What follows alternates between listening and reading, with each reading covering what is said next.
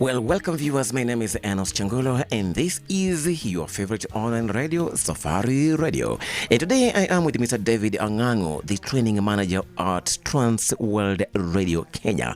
Trans World Radio Kenya is an interdenominational Christian media house, which is part of an international media broadcasting consortium with headquarters in Kare, USA, and African head office in Johannesburg, South Africa.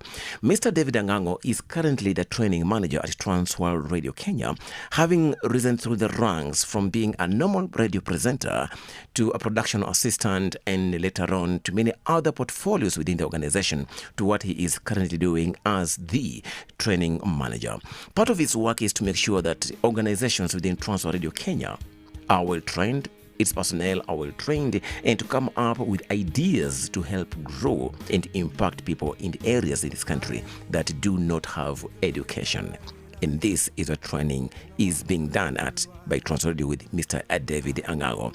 Now today, he's going to be talking to us about what Trans Radio is doing, something called integrated radio learning. And this is where we start. So welcome so much, Mr. David. Thank you very much. To begin off, for those who do not know really, what is integrated radio learning?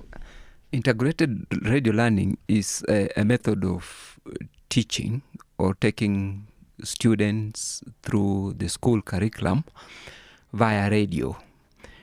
Our aim or our plan is not so unique, but it's new in the sense that we're trying to provide the actual classroom environment to a student via radio.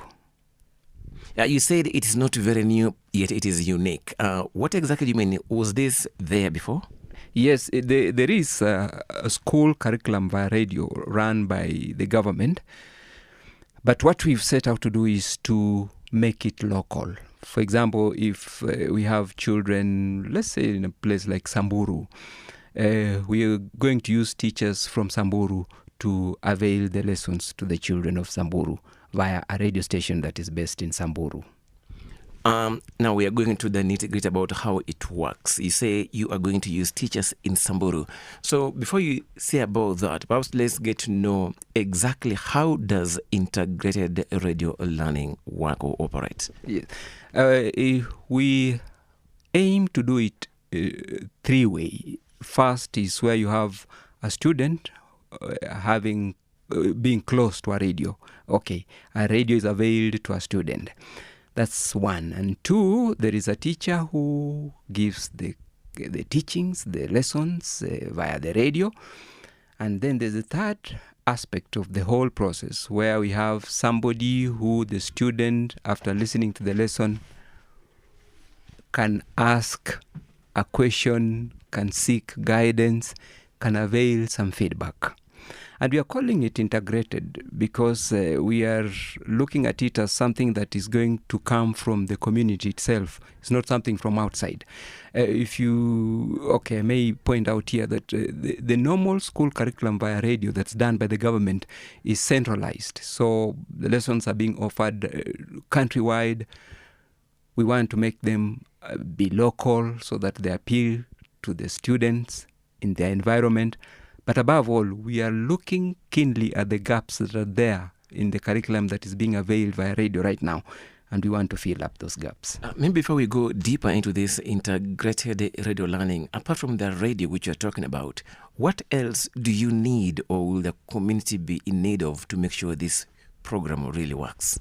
First, we'll need an environment in the home that allows a child, because we are targeting more primary school children than secondary school.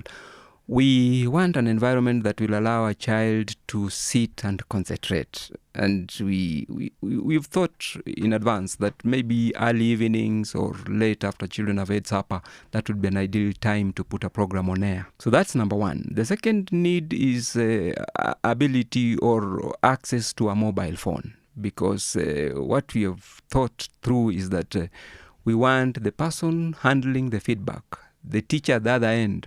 It's not going to be a burden to the student to get to him or her via mobile. The student could just probably beep, and the other end, feedback comes. Wait a minute, Mr. Ngango. You mean there's a radio lesson going on radio, which is maybe live or recorded, and then when these young people listen to the radio, they get a question to ask at the end of the lesson. They beep the teacher or they call the teacher, and the teacher calls back, and they have a discussion on phone about what has been happening. Yes. The student will have an opportunity to call the teacher, and the teacher can answer the question. And we must point out here that when you're thinking of the needy areas, people have a habit, or we really would wish to encourage listening in groups.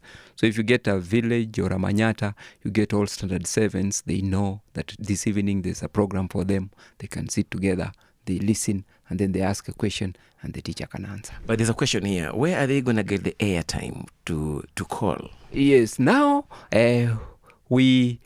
our goal is to work with the mobile service providers so that all that is going to be expected of the student is to send an SMS or just to send the please call me kind of, communication.